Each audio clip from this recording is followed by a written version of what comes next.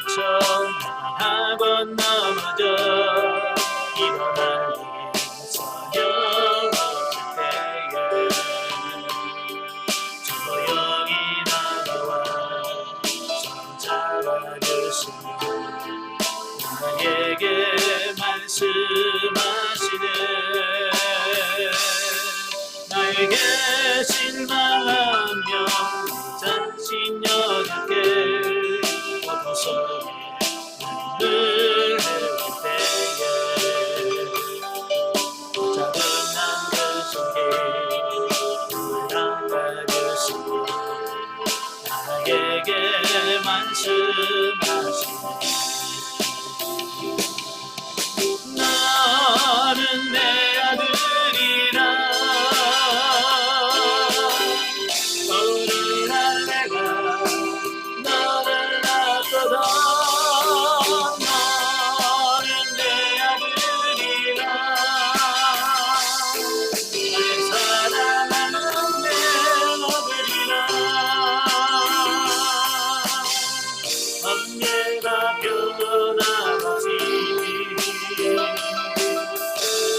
너는 내 아들이라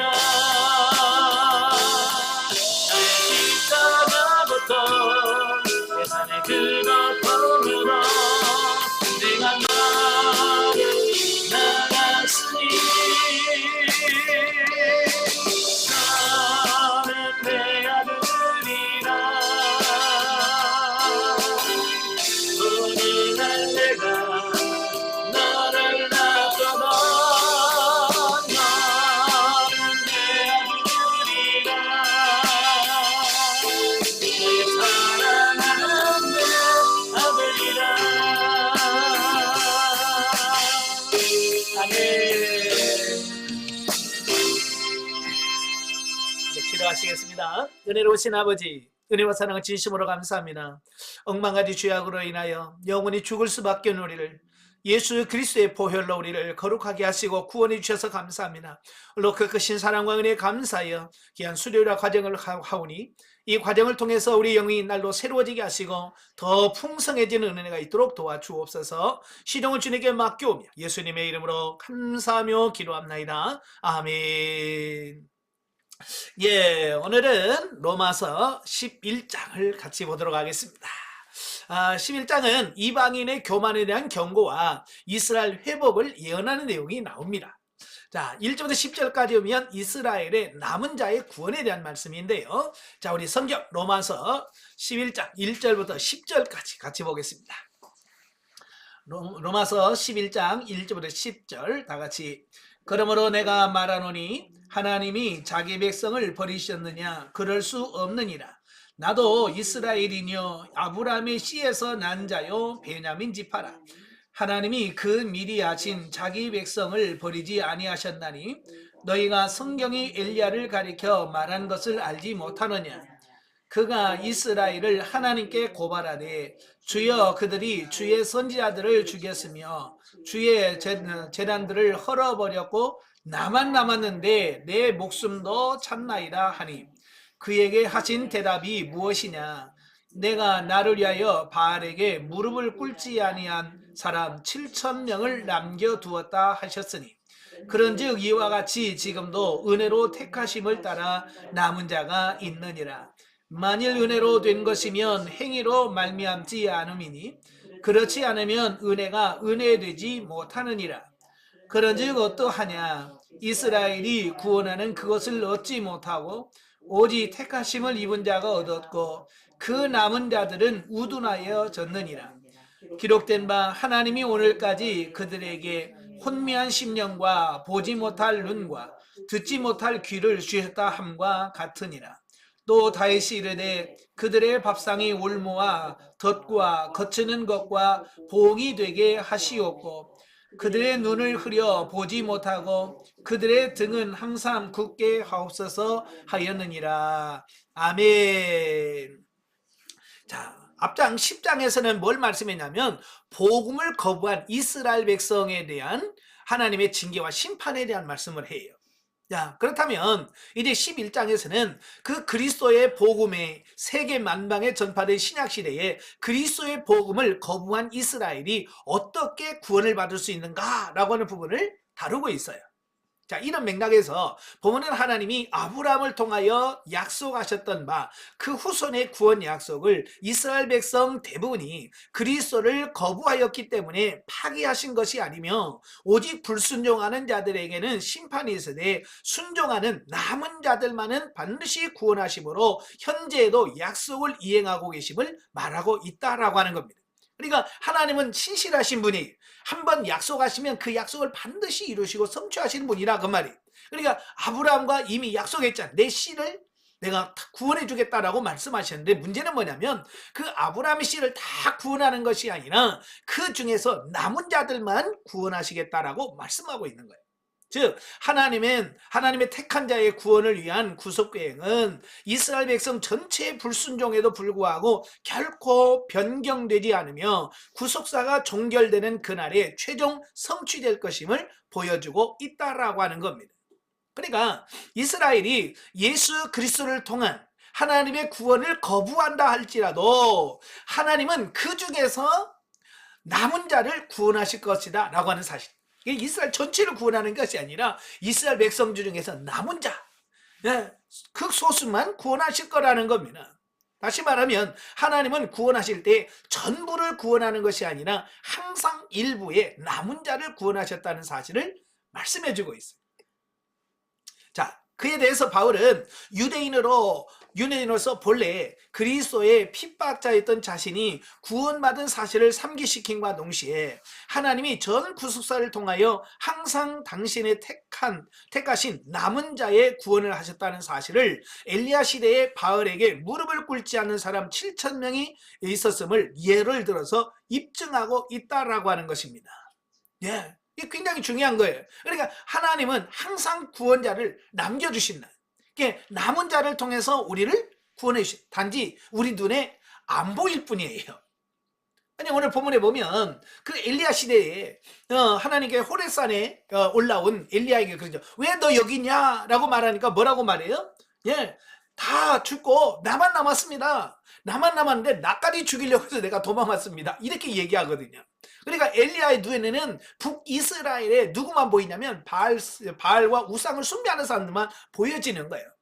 근데 하나님 뭐라고 그랬어요? 내가 우상과 바알에게 무릎 꿇지 않은 7,000명을 남겨두었다라고 말씀하는 거예요. 단지 누구 눈에 안 보여? 엘리야 눈에 안 보인다 그 말이에요. 네, 오늘날도 마찬가지. 우리를 보면 나만 경건하고 나만 영적으로 세워진 줄 아시죠? 그죠? 근데 안 그래요. 하나님은요, 우리나라 전국 각지에서 영적으로 신실한 사람들이요, 얼마나 많은지 몰라요. 저도 다른 데 이렇게 다니다 보면 정말 영성훈련 안 받으셨는데도 불구하고 영성적으로 사는 사람들이 있어요. 제가 놀랄 만큼. 그 뭐냐, 하나님께서 엘리야 시대에 남겨준 사람들이 있었던 것처럼 오늘 이 시대에도 남겨준 자가 곳곳에, 지방 곳곳에 있더라는 거예요. 예, 우리나라도 마찬가지예요. 예, 하나님은 몇몇 사람을 통해서 역사하시. 보통 많은 분들은 그래요. 우리나라의 큰 교회, 몇 교회가 우리나라 교회를 먹여 살린다, 뭐 이렇게 생각을 아니에요. 예, 큰 교회나 이런 게 아니라 정말 숨겨지고 보이지 않는 저 골방에서 숨어서 기도하는 사람들 때문에 우리나라 교회가 이만큼 유지되어지고 있는 거고요. 우리나라가 이렇게 살아갈 수 있는 거예요. 지금까지 보세요. 정치인들이 잘해서 이 나라가 지금 이만큼 된 줄 아세요? 아니에요. 정치인들 맨날 쌈박질만 하잖아요. 그죠? 그런데도 이 나라를 위해서 철야를 하면서 금식하면서 저 골방에서 산에서 동굴에서 기도하는 사람 몇 사람이 있기 때문에 그 사람들을 통해서 우리나라가 이렇게 유지되어져 가는 거예요. 바로 그 남은 몇 사람 속에 여러분이 포함되어야 된다 그 말이에요. 아시겠죠? 예. 따라서 엘리야 시대도 그러했던 것 같이 대부분의 이스라엘 백성들이 그리스도의 복음을 거부한 현재 상황에서도 그리스도의 복음을 믿는 이스라엘의 남은 자에 대한 하나님의 구원 사역은 계속되어지고 있다라고 하는 거예요. 지금도 대다수의 유대인들은요, 예수 안 믿습니다. 그렇다고 해서 100% 안 믿냐? 아니에요. 오늘도 예루살렘에 가면 개신교가 있어요.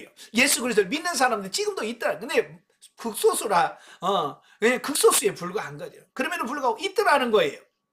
그런데 바울은 여기에서도 그러한 하나님의 선택은 인간의 행위가 아닌 전적인 하나님의 은혜로 된 것임을 강조하는데, 이는 인간의 구원이 하나님의 절대 주권 아래에 있음을 다시 한번 증거하는 것이다 라고 하는 겁니다. 예.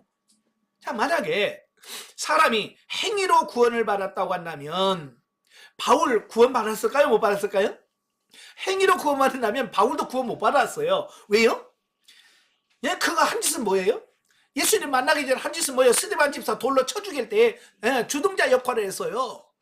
그리고 교회를 핍박했고요. 얼마나 악랄한 사람입니까?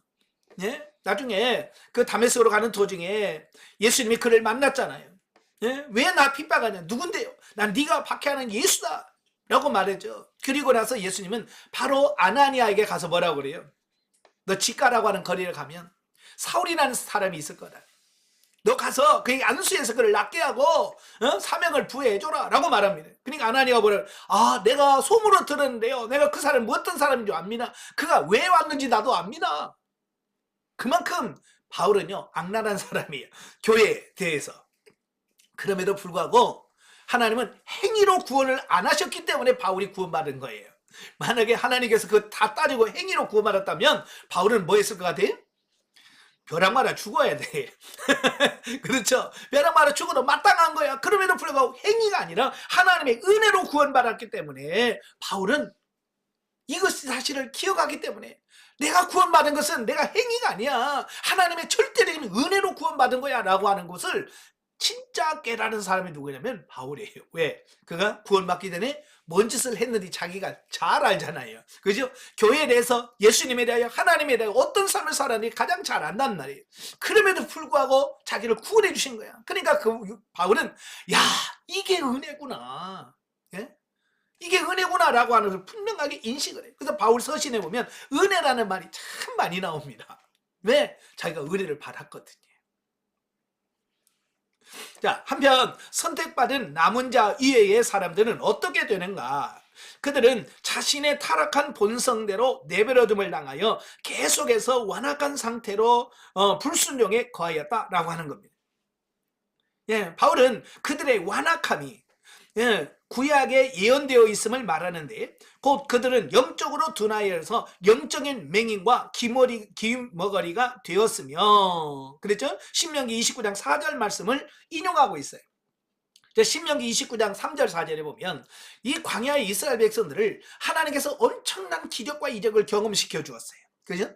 애굽에서 10가지 재앙을 통해서 하나님의 확실한 능력을 보여주셨고, 홍해가 갈라졌고요, 바위가 갈라지면서 생수가 나오고요, 예? 만나가 내려왔고요, 매일같이 만나와 또 메추라기에 와서 그들을 다 먹여주신 걸 친히 경험했어요. 그럼에도 불구하고요, 그들은 심령이 어두워졌고요, 눈이 가려졌고요, 귀가 막혀서 이걸 깨닫지를 못하는 거예요. 그러니까 보면서도 들으면서도 못 깨닫는 거예요. 이게 굉장히 중요한 사실이에요. 오늘날도 마찬가지예요. 우리도 하나님이 안 계셔서가 아니라 하나님이 여러분 안에서 역사하시고 인도하시겠지만 우리 눈이 가려지면 안 보여요. 귀가 가려지면요, 하나님께서 말씀하셔도 못 들어요.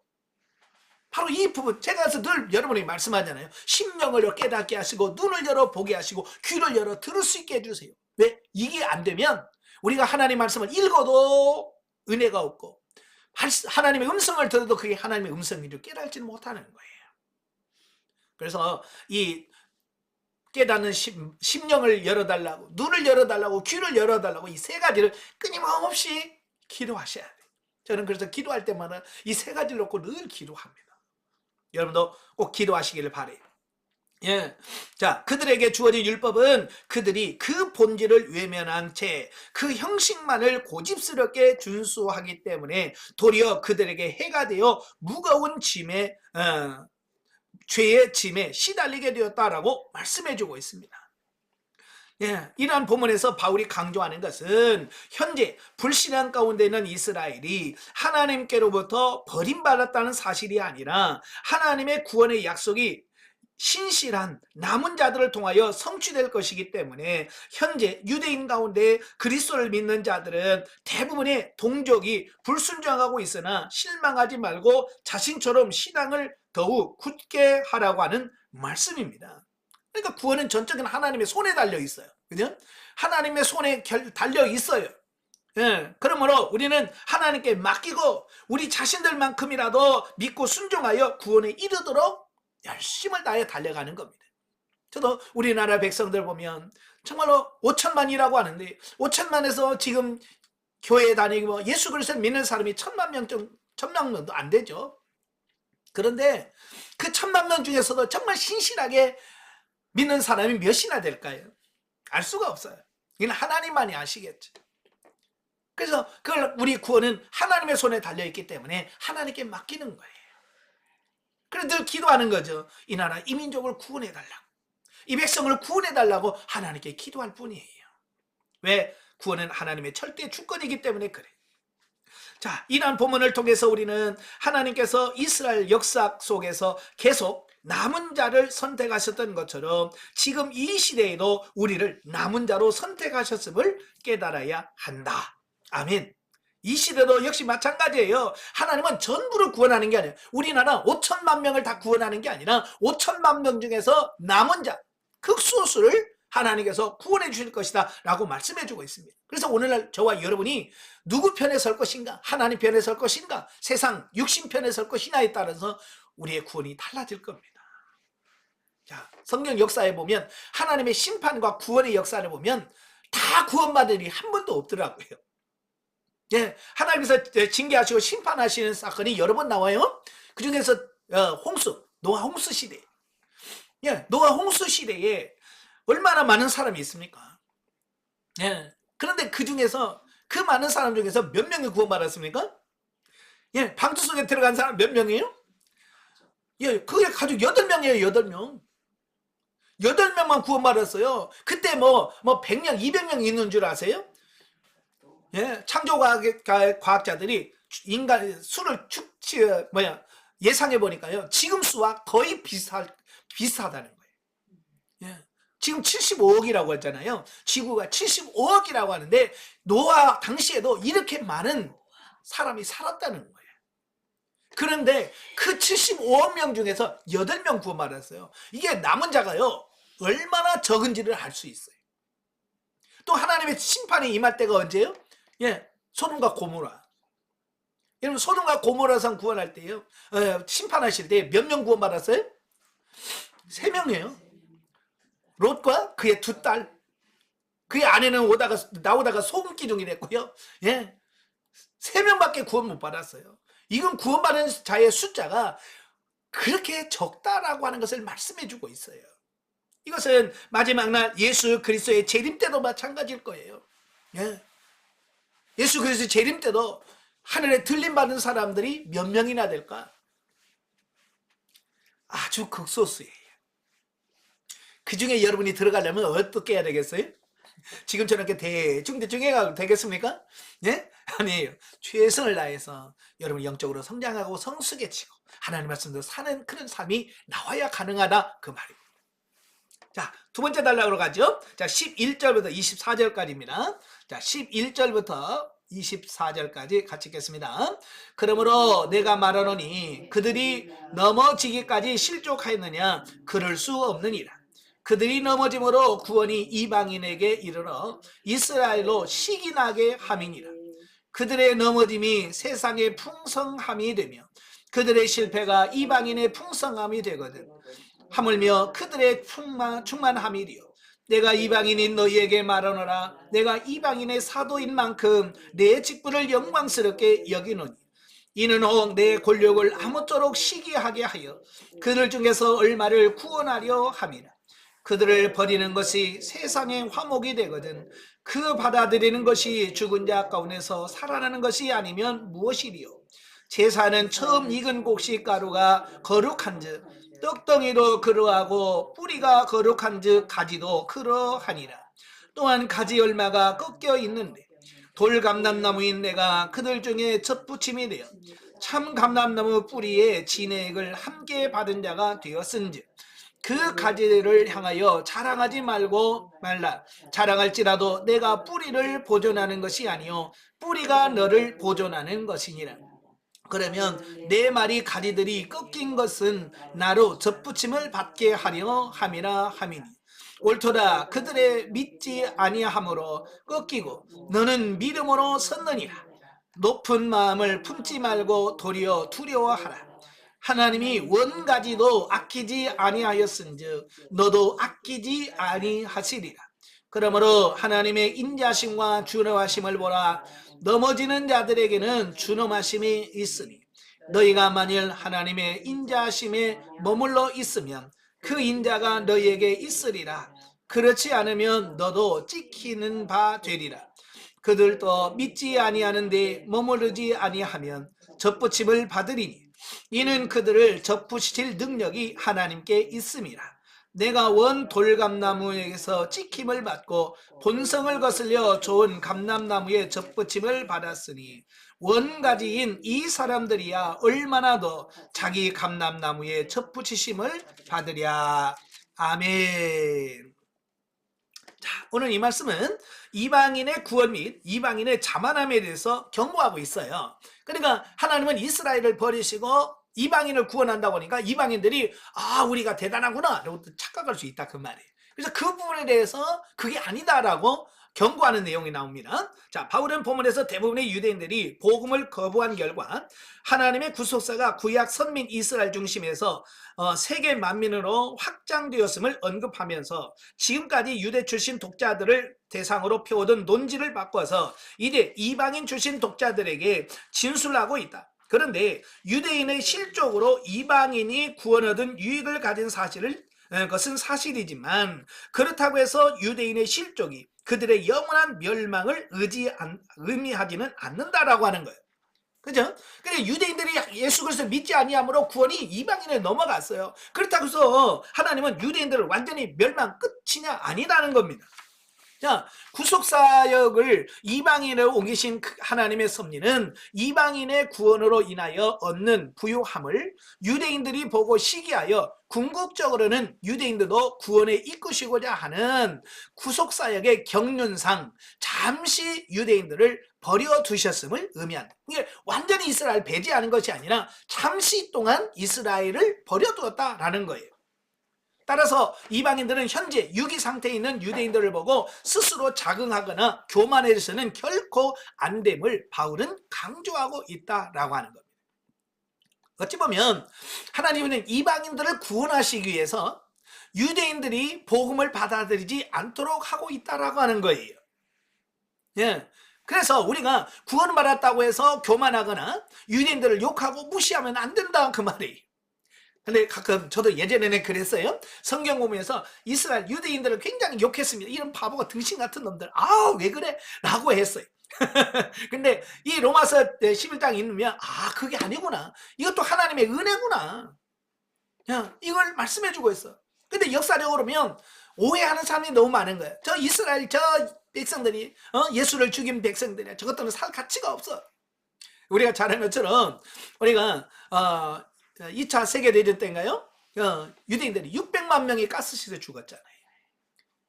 바로 독일 사람들이 오해한 거예요. 옛날 저처럼 유대인들이 저 나쁜 놈들이야. 저거 예수님을 죽인 놈들이야. 라고 하는 잘못된 편견에 사로잡혀서 유대인들을 무참히 죽여. 이건 잘못된 겁니다. 이건 바울이 이미 2000년 전에 우리들에게 그러지 말라고 경고했던 건데 우리가 그걸 못 깨닫는 거예요. 자, 한편 이방인들이 자긍하지 말아야 할 이유를 설명하기 위해서 바울은 두 가지 비유를 드는데요. 먼저 처음 익은 곡식 가루와 떡덩이 그리고 뿌리와 가지를 비유로 바울은 이 비유를 통해서 비록 이스라엘이 복음을 거부함으로써 하나님으로부터 버림당함을 당하였지만 그들은 여전히 거룩한 하나님의 선민이라는 사실을 설명하고 있습니다. 그러니까 비록 그들이 예수 그리스도를 영접하지는 않았지만 그래도 그들은 선민이라고 하는 이 지위는 계속 유지되고 있다는 사실이에요. 자, 여기서 처음 익은 곡식가루와 뿌리는 이스라엘의 조상, 특히 아브라함과 이삭과 야곱 등을 떡덩이와 가지는 이스라엘 민족, 특히 장차 하나님께로 돌아올 남은 자들을 의미한다. 이 비유는 거제의 원리를 적용한 것으로서 아브라함과 이삭과 야곱 등이 이스라엘 대표하여 거룩하게 드려져 하나님께 속했으므로 이스라엘 민족 역시 거룩하라라고 하는 겁니다. 자, 이 거제가 나오는데요. 거제는 이스라엘 백성들이 하나님께 제사로 드리는 방식이 4가지가 있어요. 4가지 중에 처음이 화제. 화제는 불에 태워서 드리는 제사가 화제고요. 전제는 뭐냐? 부어드리는 제사. 제사 때 부어드리는 독주나 포도주를 제물 위에 붓는 방식을 전제라 그래요. 그리고 거제가 있어요. 거제는 들것자예요. 들었다가 내리는 거예요. 예. 그 다음에 요제는 앞뒤로 흔드는 걸 요제라 그래요. 자, 이 거제라고 하는 것은 뭐냐면 대표성의 원리를 의미하는 거예요. 그래서 처음 익은 열매라든지 어떤 이런 것들은 하나님께 거제로 드려요. 거제로 드렸다가 그걸 다시 내립니다. 이건 뭐냐? 하나님께서 우리에게 하나님께 드리고 하나님께서 다시 우리에게 주신다라고 하는 상징적 의미를 갖고 있는데요. 바로 이건 뭐냐? 하나님께 대표라고 하는 어떤 의미를 갖고 있어요. 그래서 이 거제를 드린 부분에서는 다 드리는 게 아니라 항상 거제물 중에서 일부만을 떠서 화제로 드림으로써, 예? 그 일부를 드리면 뭐예요? 나머지도 다 드린 것이 된다, 그런 뜻이에요. 예. 그래서 이 거제는 대표성의 원리를 잘 보여주는 방식이다라고 보는 거예요. 그러니까 아브라함, 이삭, 야곱은 뭐냐? 대표란 말이에요. 대표로 거제로 하나님께 드려졌어. 그래서 그 밑에 있는 백성들은 다 하나님의 선민이고 백성이라고 하는 이런 상징적 의미가 있다라는 뜻이에요. 자, 또한 참 감람나무와 돌 감람나무 비유를 통해서 하나님의 구속사가 세계 만민으로 확장된 신약시대의 이스라엘과 이방인의 관계에 대해서 잘 설명을 하고 있습니다. 여기서 참 감람나무는 이스라엘을, 돌 감람나무는 이방인을, 그리고 참 감람나무 뿌리는 이스라엘의 믿음의 조상을, 참 감람나무의 꺾인 가지는 복음을 거부하고 이스라엘을 배척한 버림받은 유대인들을 의미한다라고 하는 겁니다. 이 비유는 하나님께서 복음을 믿는 이방인인 돌 감람나무 가지를 구원하시기 위해서 이스라엘 민족 중 복음을 거부한 참 감람나무 가지를 꺾으시고 돌 감람나무 가지를 참 감람나무에 접부셨다라고 하는 사실을 나타내고 있다라고 하는 겁니다. 저는요, 예전에 이걸 읽으면서 야, 이거 접붙임의 원리가 이거 잘못됐다. 예. 그걸 잘못됐다라고 봤거든요. 원래는 어때요? 돌 감람나무에 참 감람나무를 접붙이는 거예요. 아마 시골에 성장하신 분들은 그 고엽나무라고 있잖아요. 고엽나무. 요만한 열매 열리면서 씨만 잔뜩 있고 맛도 없는 거 있잖아요. 눈 내리고 막 그러면 조금 달아. 그죠? 그래서 이 감을 접붙일 때 이 고엽나무를 심고 고엽나무를 잘라요. 잘라내고 거기다가 감나무의 그 가지를 꽂아요. 그러면 뿌리는 고엽나무인데 거기서 나오는 가지를 통해서 접붙인 그 가지 열매가 열려. 그래서 단감을 심으면 단감을 접붙이면 단감이 나오고, 대봉을 거기다 접붙이면 대봉이 나오는 거예요. 예, 그렇죠? 이 원리는 내가 알고 있는 원리는 그거야. 근데 오늘 성경에 보면 그 원리가 달라요. 자, 그래서 저도 고민을 많이 해서 이게 뭘까? 자, 그림을 한번 보면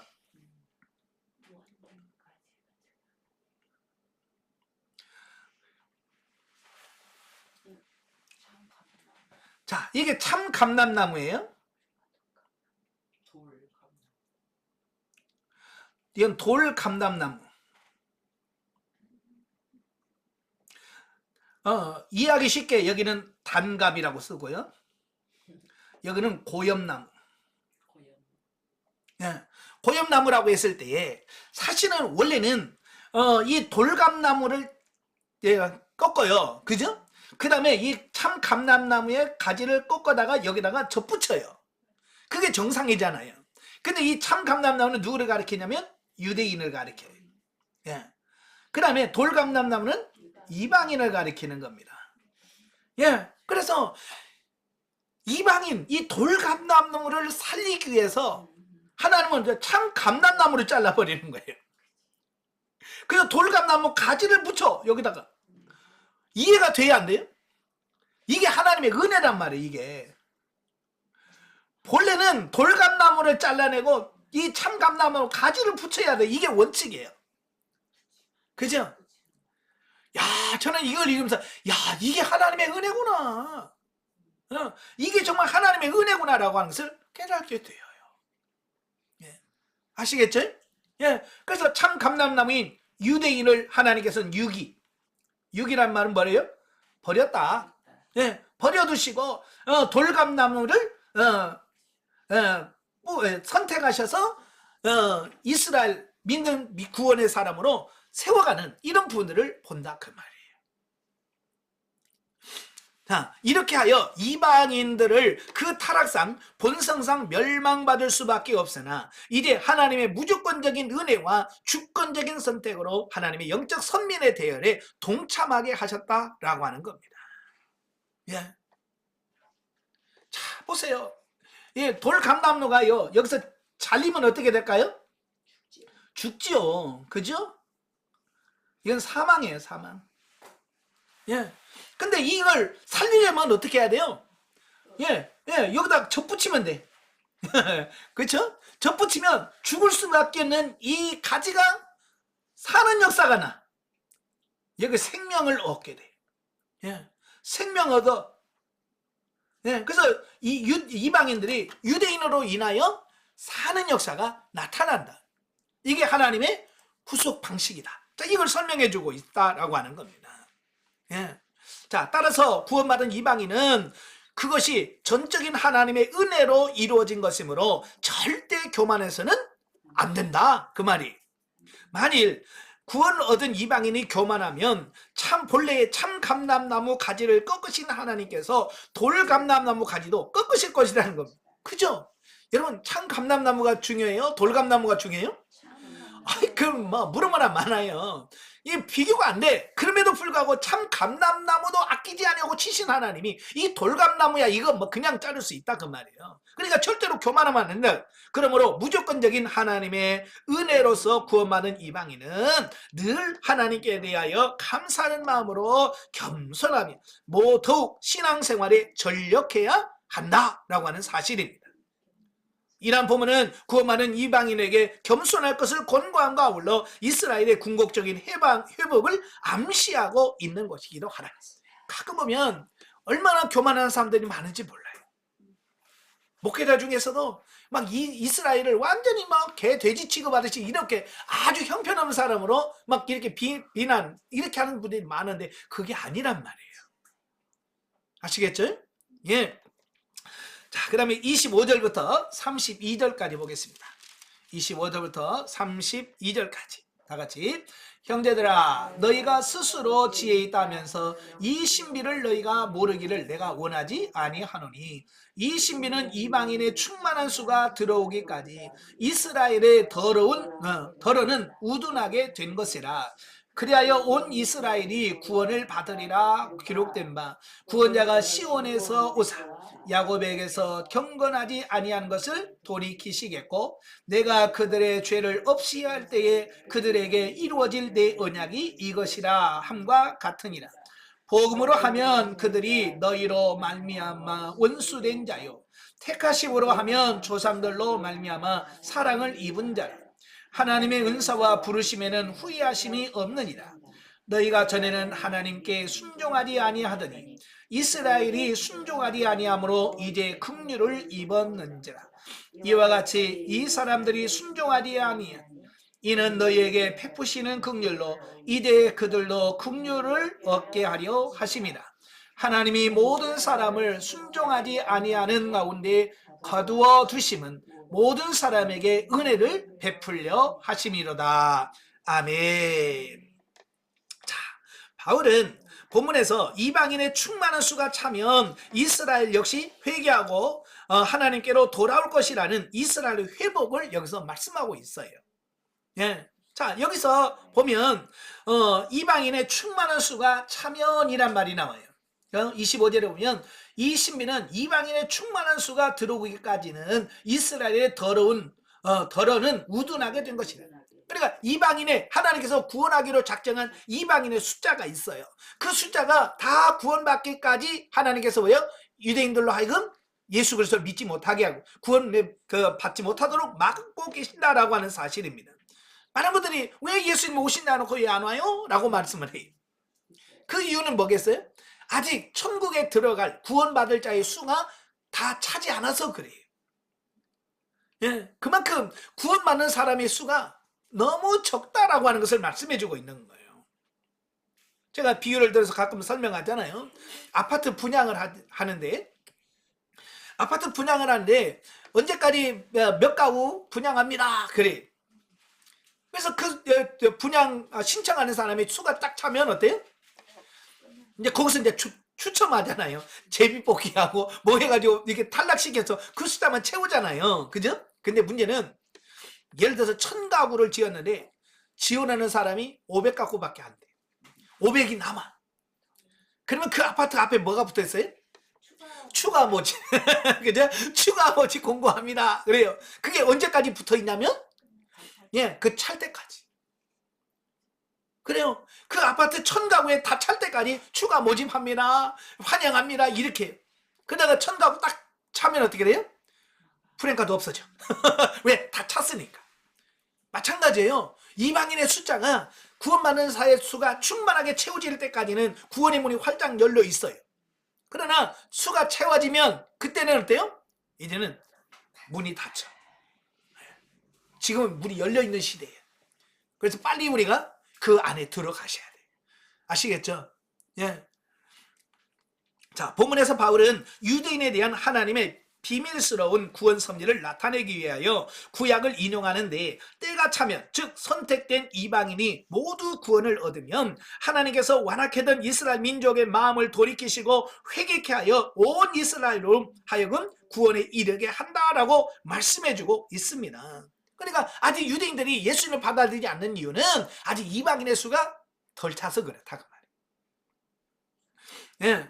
자, 이렇듯 약속에 신실하신 하나님은 이스라엘 민족을 택하신 것과 그들의 조상과 맺으신 언약을 결코 버리시지 않으시는 하나님의 본성에 근거하여 설명하신다라고 하는 거예요.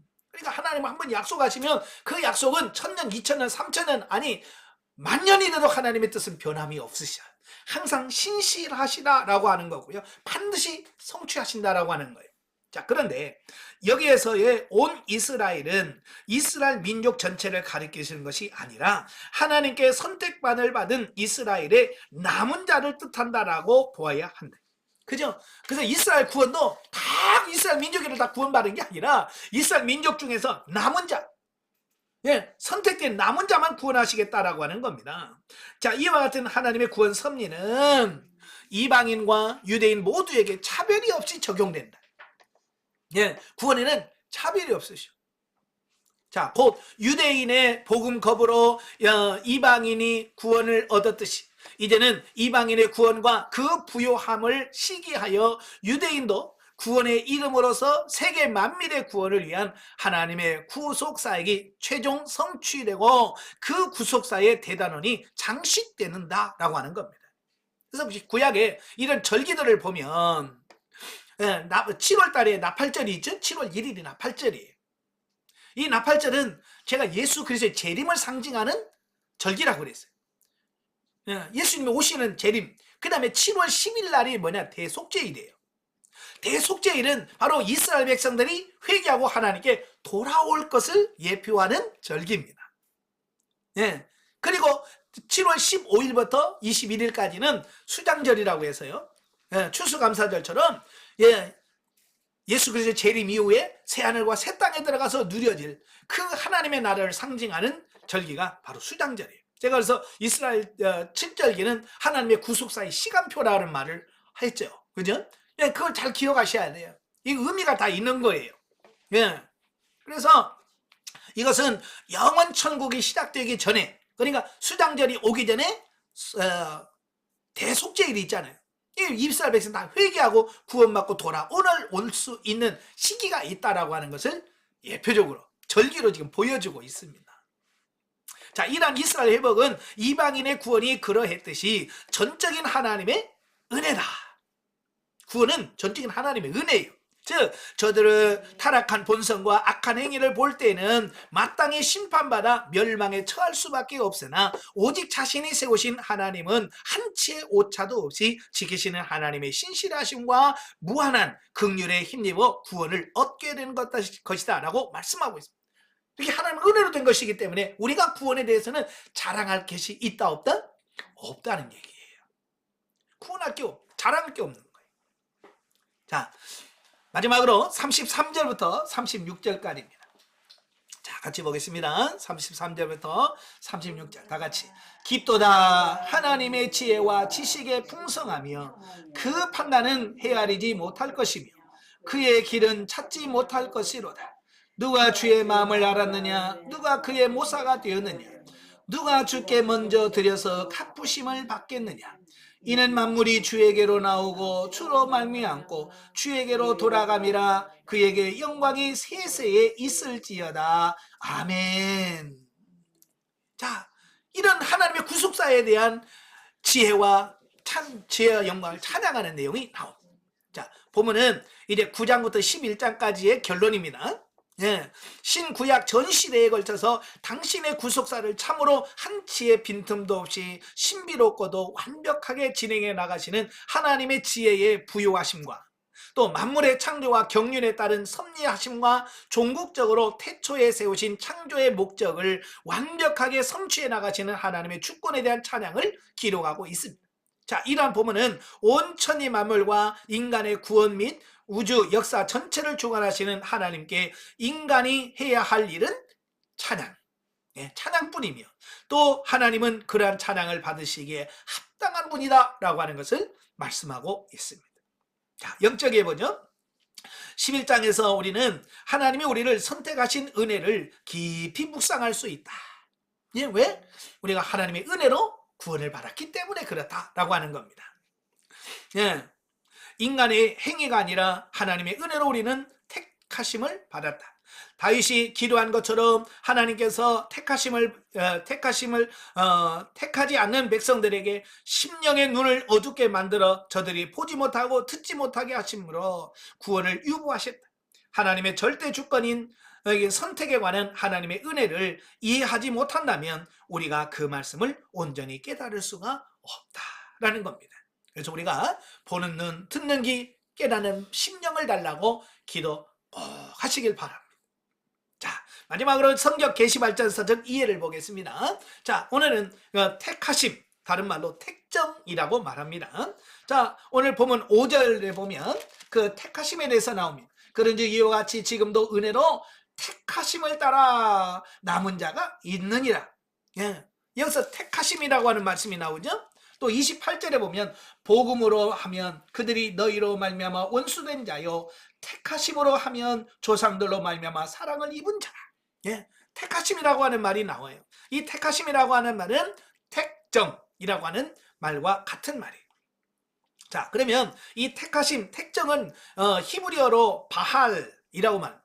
바할. 이 말은 택하다, 선택하다 그런 뜻이고요. 헬라어로는 에클레고마이라고 말하는데 고르다라는 뜻입니다. 고르다, 곤란하다 그런 뜻인데요.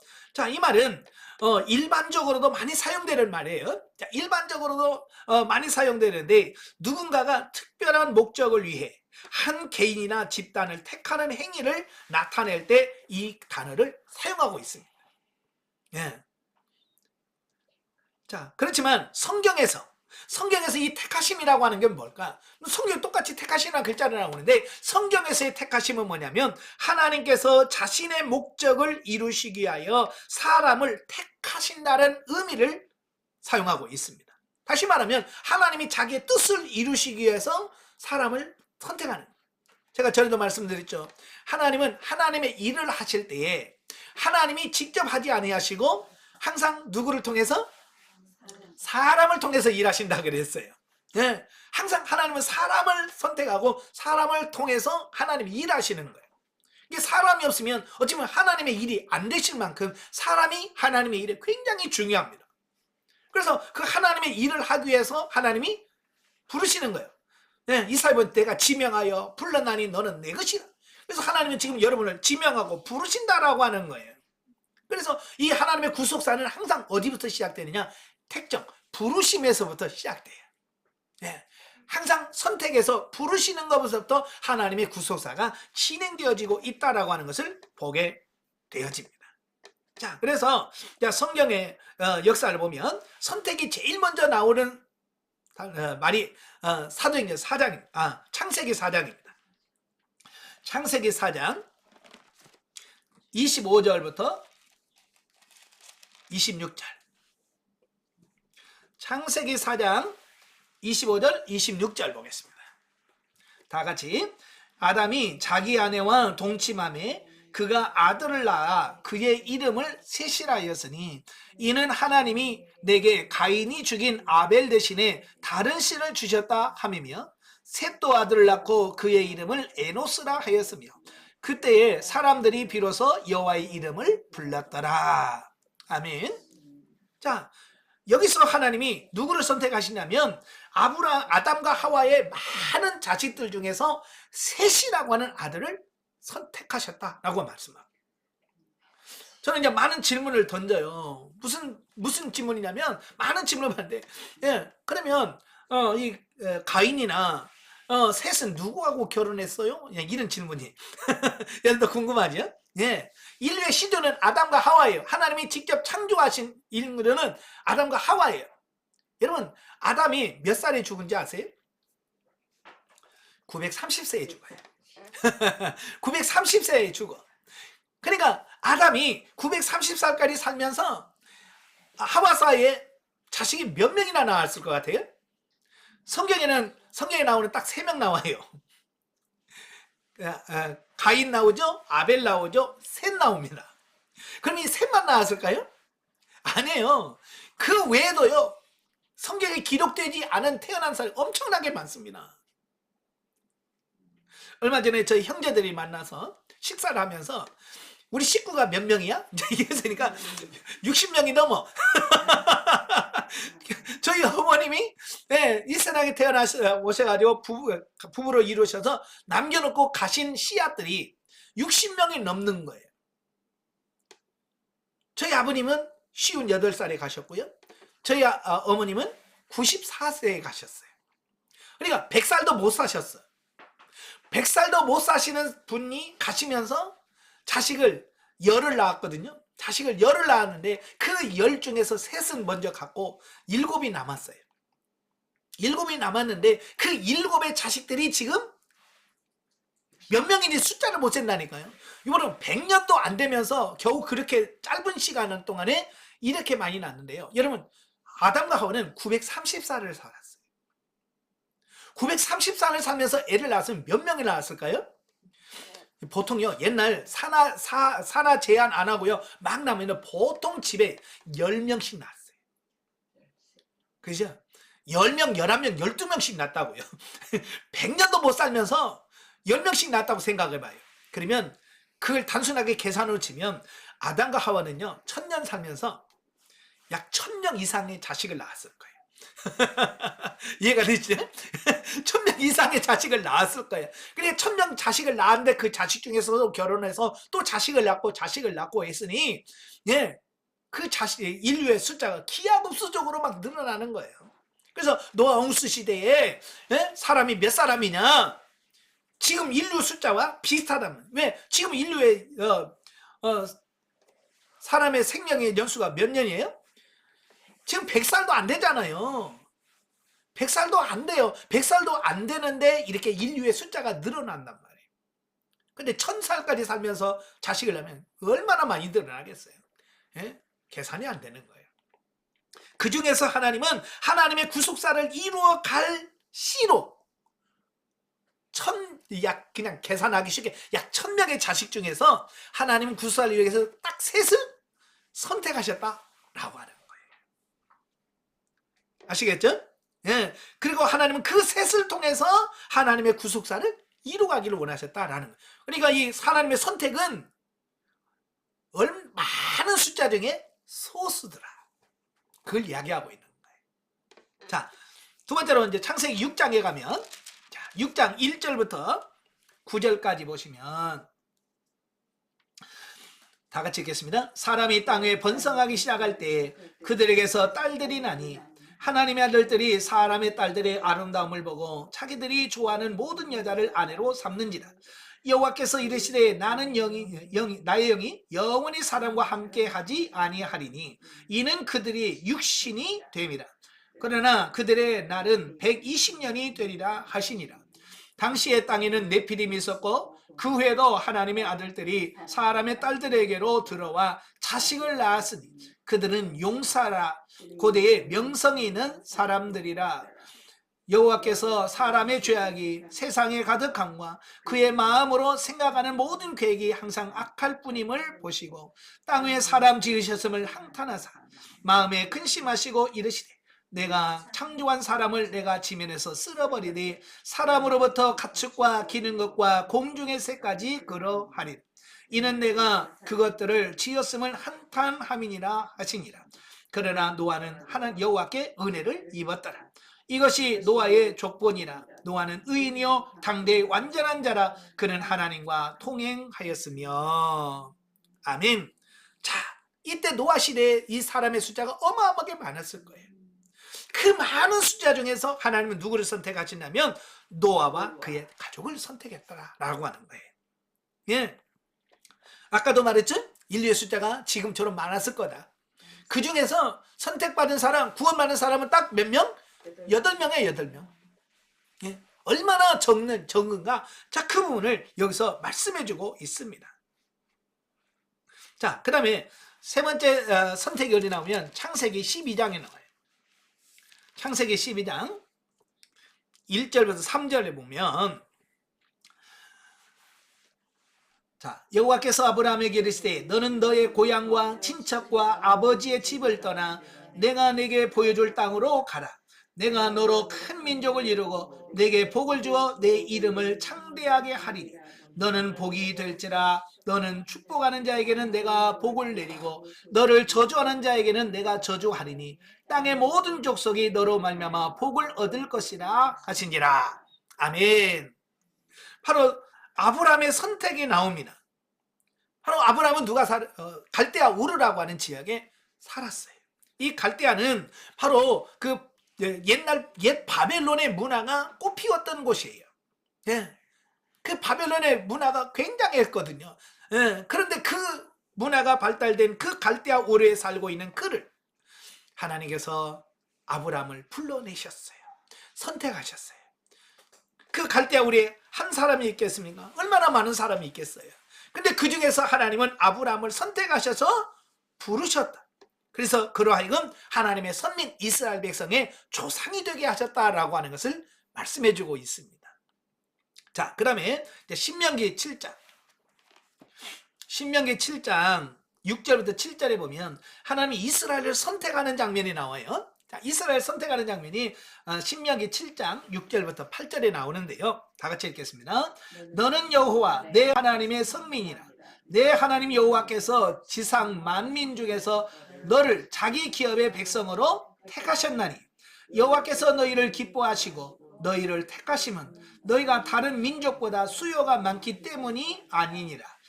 너희는 오히려 모든 민족 중에 가장 적으니라. 여호와께서는 다만 너희를 사랑하심으로 말미암아 또는 너희의 조상들에게 하신 맹세를 지키려 하심으로 말미암아 자기의 권능의 손으로 너희를 인도하여 내시되 너희를 그 종 되었던 집에서 애굽 왕 바로의 손에서 속량하셨나니. 아멘. 자, 하나님이 이스라엘 백성들을 출애굽시킬 때 내가 너희를 선택했는데 그 선택한 이유가 뭔지 아냐? 라고 말씀하는 거예요. 이스라엘 백성들은 뭐라고 생각했냐면 우리는 선민이고 우리는 참 어렵고 정직하고 뭐 이런 자부심을 가진단 말이에요. 선민이라. 근데 하나님은 그들에게 말해요. 너희가 숫자가 많아서 선택한 것도 아니고 너희가 특별해서 선택한 거 아니다라고 말씀해주고 있습니다. 그래서 선택하는 조건을 딱 두 가지를 말씀해요. 두 가지. 첫째가 뭐예요? 내가 너희를 사랑하심. 하나님이 그들을 사랑하셨기 때문에 선택하신 거고, 두 번째로 뭐예요? 너희 조상들에게 가진 맹세를 지키려 함이라. 그렇죠? 아브라함과 이삭과 야곱, 요셉에게 약속했거든요. 그죠? 너 이방의 객이 될 거야. 그래 내가 400년 만에 그들을 이끌어내서 이 가나안 땅을 너에게 주겠다라고 하나님이 뭐요? 열조에게 약속했단 말. 그 열조한 그 약속 언약을 지키기 위해서 하나님께서 이스라엘 백성을 택하셨다. 그 말씀을 하고 있습니다. 자, 그러니까 하나님은 숫자 본다고요? 안 봐요. 외모? 안 봅니다. 그냥 하나님의 일방적인 주권과 선택이에요. 자, 여기서 이제 우리가 기억할 것은, 자, 구약에서의 선택은, 자, 오늘은, 택하심, 이걸 다른 말로 택정이라고 할 수 있죠. 택정인데, 구약에서는, 물론 개인적으로 선택하는 분도 있습니다만은, 예, 구약에서는요, 개인도 있어요. 개인도 있지만, 주로 집단, 예, 집단적인 면이 강합니다. 예, 그래서 이스라엘이라고 하는 이런 집단, 민족 전체를 하나님께서 선택하셔요. 그래서 주로 구약에서는 이 집단적 선택 성격이 강하다라고 하는 이 부분을 보게 됩니다. 자, 이 택정이 이제 신약시대에 들어가면 많이 좀 달라져요. 자, 신약시대에 가면, 자, 마태복음 3장 17절. 그 하나님의 선택은 누구로 방향을 바꾸냐면, 자, 마태복음 3장 17절. 자, 다 같이. 하늘로부터 소리가 있어 말씀하시되 이는 내 사랑하는 아들이요 내 기뻐하는 자라 하시니라. 예, 예수님께서 물에 세례를 받으시고 올라오니까 하늘에서 음성이 들렸어요. 뭐라고요? 이는 내 사랑하는 아들이요 내 기뻐하는 자라라고 하나님이 누구를 선택하셨어요? 예수님을 선택하신 거예요. 예수님을 택정하셨다. 또 누가복음 9장 35절에도 똑같은 말씀을 하셔요. 예, 누가복음 9장 35절. 구름 속에서 소리가 나서 이르시되 이는 나의 아들 곧 택함을 받은 자니 너희는 그의 말을 들으라. 자, 이 신약시대에 넘어오면 구약에서는 이 집단적 성격이 강하다고 그랬죠. 자, 그런데 이 신약시대에 오면 바로 누구를 선택하시냐? 예수님. 하나님께서는 구속사를 성취하시기 위해서 예수님을 택정하신단 말이에요. 구세주로. 아시겠죠? 예. 그래서 예수님을 선택하십니다. 그리고 예수님은 바로 하나님의 아들로서 우리를 구원하시려고 이 땅에 오셨습니다. 자, 그 예수님께서도 그 하나님의 구속사를 이루시기 위해서 예수님 스스로가 또 뭐 하셔요? 택정하셔요. 예. 제가 늘 말씀드렸죠. 하나님의 일은 사람이 한다고. 그래서 예수님도 부르십니다. 그래서 누가복음 6장 12절. 누가복음 6장 12절부터 17절까지 봅니다. 누가복음 6장 12절부터 17절까지. 다 같이. 이때에 예수께서 기도하러 산으로 가사 밤이 새도록 하나님께 기도하시고 밝음에 그 제자들을 부르사 그 중에서 12를 택하여 사도라 칭하셨으니 곧 베드로라고도 이름을 주신 시몬과 그의 동생 안드로와 야고보와 요한과 빌립과 바돌로메와 마테와 도마와 알페오의 아들 야고보와 셀로스라는 시몬과 야고보의 아들 유다와 예수를 팔게 될 가룟 유다라. 예수께서 그들과 함께 내려오사 평지에 서시니 그 제자들의 많은 무리와 예수의 말씀을 듣고 병 고침을 받으려고 유대 사방과 예루살렘과 두로와 시돈의 해안으로부터 온 많은 백성도 있더라. 아멘. 자, 예수님 당시에요. 예수님을 따라다니는 사람이 한둘이 아니에요. 많은 숫자가 예수님을 따라다녔어요. 그 중에서 하나님은 12 제자를 선택하셨다. 자, 그래서 이 신약시대에 예수님이 이제 뭘 하냐? 12사도. 12사도를 택정하신단 말이에요. 택하셔. 그래서 그들을 뭐 하셔요? 훈련시키시는 겁니다. 예, 예수님이 가고 나서도 그 구속사를 이루시기 위해서 그들을 훈련하시기 하여 선택하셨다라고 말씀하고 있습니다. 또 거기서 끝나는 것이 아니라 사도행전 9장으로 가시면, 사도행전 9장을 보시면 9장 1절부터 19절까지인데요. 자, 4절부터 6절 읽겠습니다. 땅에 엎드려 들음에 소리가 있어 이르되 사울아 사울아 내가 어찌하여 나를 박해하느냐 하시거늘 대답하되 주여 누구니시니까 이르시되 나는 내가 박해하는 예수라. 너는 일어나 신으로 들어가라. 내가 행할 것을 내게 이룰 자가 있느니라 하시니. 아멘. 자, 15절 보겠습니다. 15절. 주께서 이르시되 가라. 이 사람은 내 이름을 이방인과 임금들과 이스라엘 자손들에게 전하기 위하여 택한 나의 그릇이라. 그가 내 이름을 위하여 얼마나 고난을 받아야 할 것을 내가 그에게 보이리라 하시니. 누구를 선택하셨어요? 바울. 12사도와 바울을 선택하셨어요. 예, 바로 이들을 통해서 하나님의 구속사가 이루어지는 겁니다. 예. 자, 이렇게 하나님이 일하시기에 신약시대에 예수님과 12사도들을 선택하셨어요. 그 선택하시고 이제 성령시대, 이 교회시대는 하나님께서 지금 우리를 어떻게 하실까라고 하는 부분입니다. 예, 성령시대, 성령시대, 교회시대와 현재는 어떻게 할 거냐. 지금도 하나님은 여전히 우리를 부르시고 선택하고 계시다라고 하는 겁니다. 그래서 그게 제일 잘 나타나는 게 어디냐? 에베소입니다. 에베소서 1장 4절. 에베소서 1장 4절 보시면 곧 창세전에 그리스도 안에서 우리를 택하사 우리로 사랑 안에서 그 앞에서 거룩하고 흠이 없게 하시려고. 아멘. 예? 하나님이 창세전에 우리를 택정하셨다고 말씀해주고 있습니다. 예, 택정한 시기가 언제라고요? 창세전에. 여러분 믿어지십니까? 참, 이걸 믿어지면 대단한 믿음이에요. 저도 말씀드린 저는요, 이게 안 믿어졌다니까요. 왜냐하면 아니 나는 내가 이 세상에 태어난 지 얼마도 안 됐는데, 그죠? 창세 때 여러분 있었어요, 없었어요? 없었어요. 예, 저는 1964년도에 태어났다니까요. 예, 창세 때는 있지도 않았어요. 근데 있지도 않은 나를 하나님이 어떻게 선택하셨을까? 저는 그게 이해가 안 된 거예요. 저는 신학교 다니면서 늘 고민이 창세 전에 있지도 않은 나를 어떻게 선택했을까? 그게 이해가 안 됐어요. 그러다가 영성훈련 받고 어느 날 성경 창세기 1장을 딱 보는데 태초에 하나님이 천지를 창조하시니라. 그 말에서 딱 이는 야, 하나님이 천지를 창조하실 만큼 능력이 많으시네. 그게 딱 천지 창조의 사역이 믿어지니까 그렇다고 한다면 이게 가능하겠다. 이제 그게 믿어지는 거예요. 예, 이 천지 우주 만물을 창조하실 만한 이런 능력이 있으신 분이라면 창세전 나를 택할 수 있겠다. 그게 믿음이 가더라고. 그래서 지금은 이 말씀이 이제 의심이 아니라 믿어지는 것을 보게 되어집니다. 예, 창세전에 선택하셨어요. 그러니까 우리의 행위나 뭐 이게 있어요, 없어요? 없어요. 태어나지도 않은 내가 무슨 죄를 졌겠습니까? 아니면 착한 일 해서 얼마나 많이 했겠어요?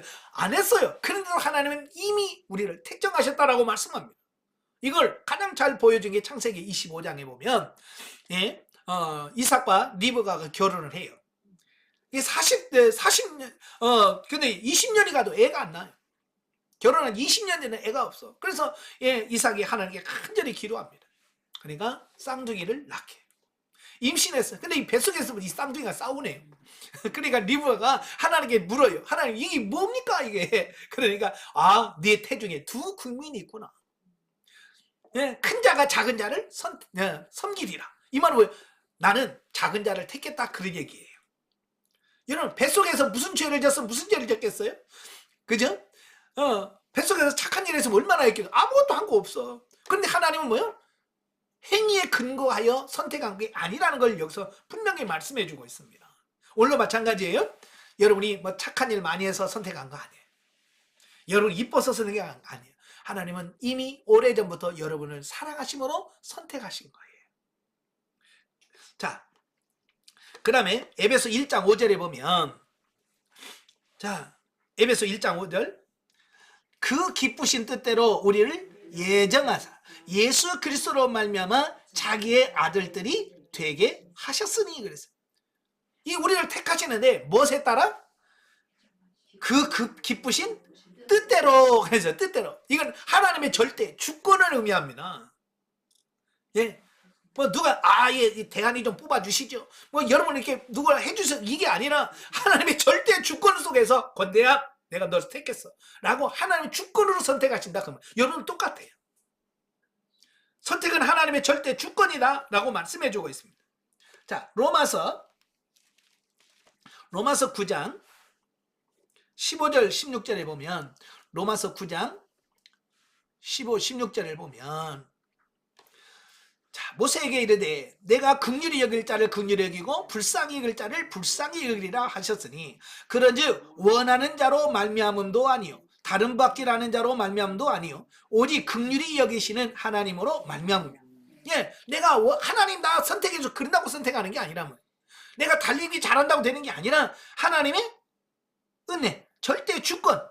그래서 내가 긍휼히 여길 자를 긍휼히 여기고 내가 불쌍히 여길 자를 불쌍히 여기리라. 이건 뭐예요? 하나님의 절대 주권을 얘기하고 있는 거예요. 또 19절부터 24절에 보면 로마서 9장 로마서 9장 19절부터 24절. 바로 이건 토기장의 비유를 설명한 거예요. 토기장이가 뭐예요? 이 도자기를 만들 때 자기 뜻대로 만든다는 거예요. 그죠? 예. 접시 만들고, 꽃병 만들고, 이 항아리로 만들고, 항아리 만들고, 예? 참, 이 주권에 의한, 이건 하나님의 절대 주권을 의미하는 거고요. 자, 고린도전서 1장 26절. 고린도전서 1장 26절, 26절부터 29절까지 보면, 고린도 교회 성도들 하나님이 택하신 것을 보면서 형제들아 너희를 부르심을 보라. 육체를 따라 지혜로운 자가 많지 아니하며 능한 자가 많지 아니하며 문벌 좋은 자가 많지 아니하도다. 그러나 하나님께서 세상에 미련한 것들을 택하사 지혜 있는 자들을 부끄럽게 하려 하시고 세상에 약한 것들을 택하사 강한 것들을 부끄럽게 하려 하시며 하나님께서는 세상에 전한 것들과 멸시받는 것들과 없는 것들을 택하사 있는 것들을 폐하려 하시나니 이는 아무 육체도 하나님 앞에서 자랑하지 못하게 하려 하심이니라. 아멘. 자, 보세요. 이 바울이 그 고린도 교회 성도들을 보니까 뭐 여기 보니까 뭐라고 했어요? 너희 중에 지혜로운 자가 많지 않고 능한 자도 많지 않고 문벌 좋은 자도 많지 않더라. 예, 그 고린도 교회 보니까 별 볼 일 없는 사람들이 와 있는 거야. 그러니까 그걸 보면서 하나님의 선택한 것은 이렇게 약한 자를 들어 강한 자를 부끄럽게 하고 있는 자를 들어서 없는 자를 들어서 있는 자를 부끄럽게 하시. 이게 하나님의 절대 주권에 대해서는 말씀을 하고 있는 거예요. 그러니까 우리가 하나님의 선택에 대해서 우리가 이렇든 저렇든 할 수 없다라고 하는 겁니다. 그러니까 지금 성령 시대, 교회 시대에도 어때요? 계속해서 우리를 선택하고 계십니다. 예, 하나님 부르시. 이건 하나님의 절대 주권이다. 예, 절대 주권에 의해서 지금도 부르신다는 말이에요. 예, 제가 강의 시간에 이런 질문을 한번 던져봤어요. 만약에 여러분이 사장이라면, 여러분이 정말 어느 직장의 사장이라면 여러분 직원으로 뽑겠냐? 자, 여러분이 사장이라면 여러분 같은 직원 뽑겠어요? 안 뽑겠어요?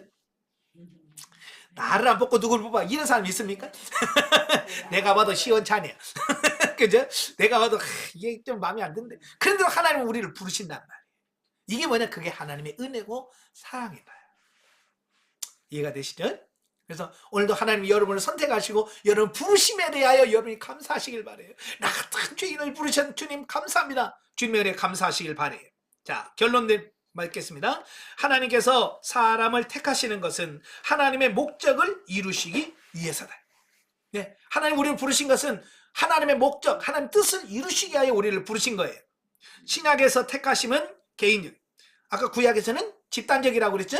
예, 집단적 선택을 말합니다. 민족적 선택을 의미해요. 그러나 신약 시대는 이제 개인이란 말이에요. 개인을 선택하시. 또 흔히 고난이 따르는 봉사를 뜻한다. 예, 하나님의 선택은요, 출세 성공 이게 아니에요. 고난 받으라고 우리를 선택한 거예요. 자, 택하심을 받은 자는 하나님 앞에서 율법을 준수할 책임과 하나님만 섬길 의무가 있다. 예, 택하심 받, 야 좋다 그게 아니라 내가 하나님 택하심을 받았으면 내가 이래 평생 하나님을 사랑하고 하나님을 높이고 찬양해야 될 의무가 있다라고 하는 것을 보게 되어집니다. 그래서 여러분도 일단 하나님의 부르심에 감사하세요. 아시겠죠? 여러분 택해 주심에 감사. 이제 내가 어떻게 하나님을 기쁘시게 할까, 어떻게 하나님을 영화롭게 할까를 고민하면서 사는 여러분 되시기를 주님으로 축원합니다. 기도하겠습니다. 은혜로우신 아버지, 은혜와 사랑을 진심으로 감사합니다. 오늘도 우리를 사랑하셔서 귀한 말씀을 듣게 하신 아버지, 우리가 세상적으로 보면 내놓을 것 없음에도 불구하고 하나님 우리를 선택하여 하나님의 자녀로 또 주의 일꾼으로 불러주셔서 세워주시니 감사합니다. 이것이 모두가 하나님의 은혜요 하나님의 절대 주권인 걸 알기에 더욱더 감사를 드립니다. 남은 생에 정말 하나님을 기쁘시게 하며 하나님을 영화롭게 하는 우리 모두가 될 수 있도록 도와주시옵소서. 예수님의 이름으로 감사하며 기도합나이다. 아멘. 하나님께 드립니다.